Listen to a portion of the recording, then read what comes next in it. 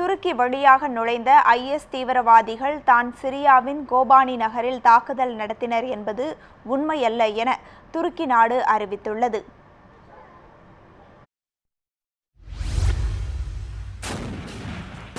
சிரியாவின் கோபானி நகரில் நேற்று IS தீவிரவாதிகள் நடத்திய திடீர் தாக்குதலில் ஒரு குழந்தை உட்பட 2 பேர் உயிரிழந்தனர். 60க்கும் மேற்பட்டவர்கள் படுகாயங்களுடன் துருக்கி நாட்டு மருத்துவமனையில் சிகிச்சைக்காக அனுமதிக்கப்பட்டுள்ளனர். இருப்பினும் இத்தாக்குதலில் 15 பேர் உயிரிழந்ததாகவும் 70க்கும் மேற்பட்டவர்கள் கை கால்களை இழந்த நிலையில் சிகிச்சை பெற்று வருவதாகவும் கூறப்படுகிறது.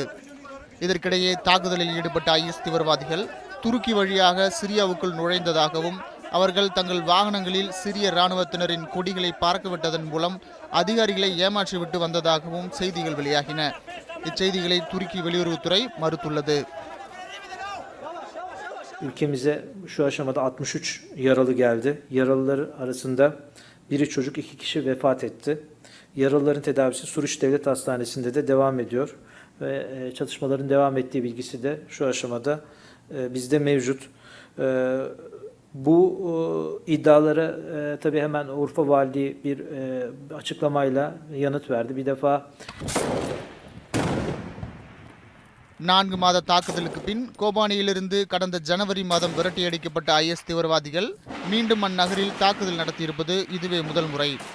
இருப்பினும் தீவிரவாதிகளின் செயல்பாடுகள் இப்பகுதியில் முழுக்க கட்டுப்படுத்தப்பட்டுள்ளதாக குர்துகள் படை அறிவித்துள்ளது. டெல் அபியாத் உள்பட மேலும் சில நகரங்களில் IS தீவிரவாதிகளை குர்து படையினர் அமெரிக்க கூட்டுப்படையின் துணையுடன் விரட்டியடித்துள்ளனர். எனவே இப்பகுதியில் மேலும் தாக்குதல் நடக்கும் அபாயம் இல்லை என குர்துக்கள் நம்பிக்கை தெரிவித்துள்ளனர். உலக செய்தி பிரிவு நியூஸ் 7 தமிழ்.